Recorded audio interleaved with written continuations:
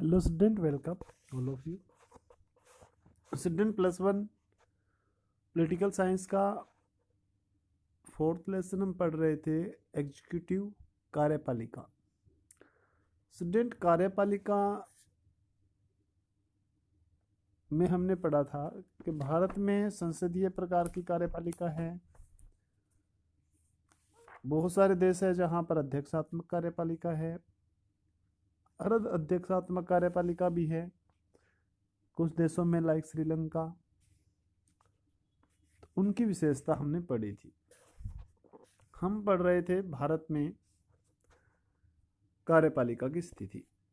तो हमने पढ़ा था कि भारत में राष्ट्रपति जो है वो वास्तविक कार्यपालिका नहीं है, लेकिन देश में सबसे महत्वपूर्ण व्यक्ति है कार्यपालिका। प्रथम नागरिक उसे कहा जाता है।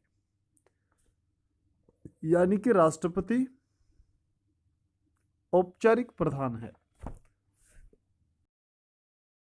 पात्र का प्रधान है हमारे देश का।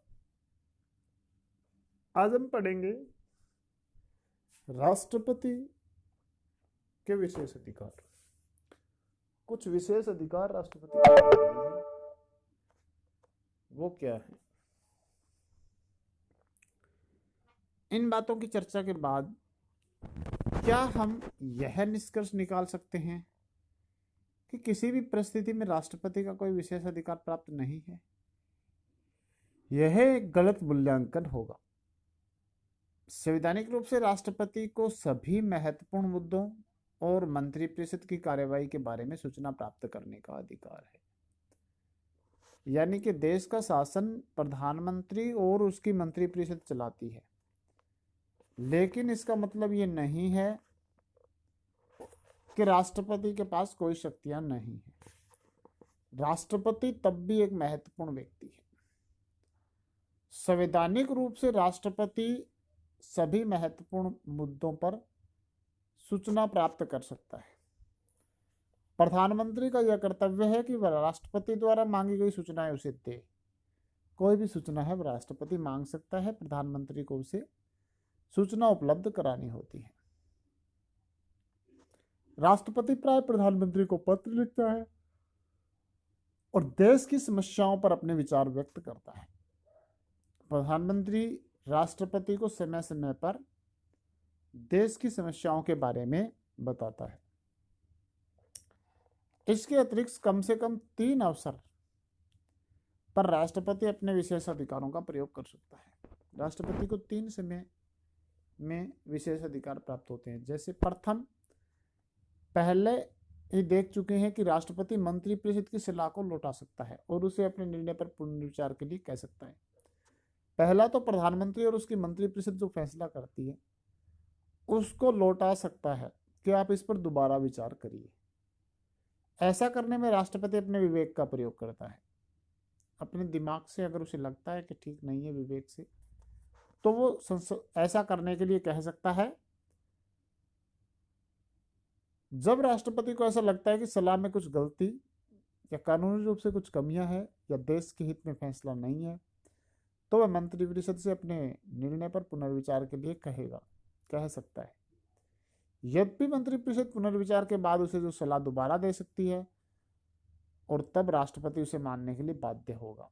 अब मंत्रिपरिषद उस पर विचार करे या ना करे, अगर दोबारा से राष्ट्रपति को उसने कह दिया तो उसे मानना पड़ेगा। तब राष्ट्रपति उसे मानने के लिए बाध्य होगा। तथापि राष्ट्रपति के द्वारा पुनर्विचार का आग्रह अपने आप में काफी मायने रखता है। कोई भी सरकार, कोई भी मंत्रिपरिषद इतनी तवज्जो देती है राष्ट्रपति को, उसकी जो सलाह है वो मायने रखती है, उसका उल्लंघन नहीं करती। पुनर्विचार के लिए कहा जाता है तो उसमें तब्दीलियां करती है संसद। अतः यह एक तरीका है जिसमें राष्ट्रपति अपने विवेक के आधार पर अपनी शक्ति का, तो ये एक ऐसा मामला है जिसमें राष्ट्रपति अपनी विवेक का प्रयोग कर लेता है।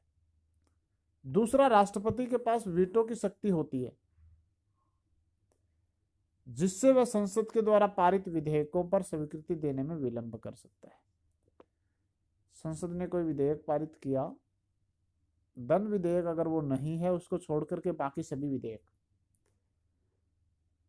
तो वो स्वीकृति देने से विलंब कर सकता है, मना भी कर सकता है। संसद द्वारा पारित प्रत्येक विधेयक को कानून बनने से पूर्व राष्ट्रपति की स्वीकृति के लिए भेजा जाता है। राष्ट्रपति को भेजा जाएगा कि कोई भी विधेयक है वो कानून बनने से पहले राष्ट्रपति के उस पर हस्ताक्षर होंगे। राष्ट्रपति संसद को लौटा सकता है, उसे राष्ट्रपति संसद को दोबारा लौटा सकता है और उसे उस समय पर पुनर्विचार के लिए कह सकता है, संसद को भी पुनर्विचार के लिए कह सकता है राष्ट्रपति। वीटो की यह शक्ति सीमित है, क्योंकि संसद उसी विधेयक को दोबारा पारित कर दे तो राष्ट्रपति के पास भेजे तो राष्ट्रपति को अपनी स्वीकृति देनी पड़ेगी।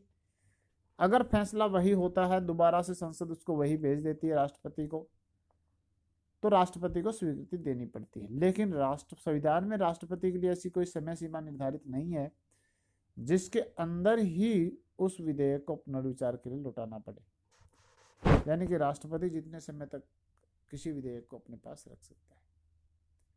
इसका अर्थ यह होता है कि राष्ट्रपति किसी भी विधेयक को बिना किसी समय सीमा के अपने पास लंबित रख सकता है।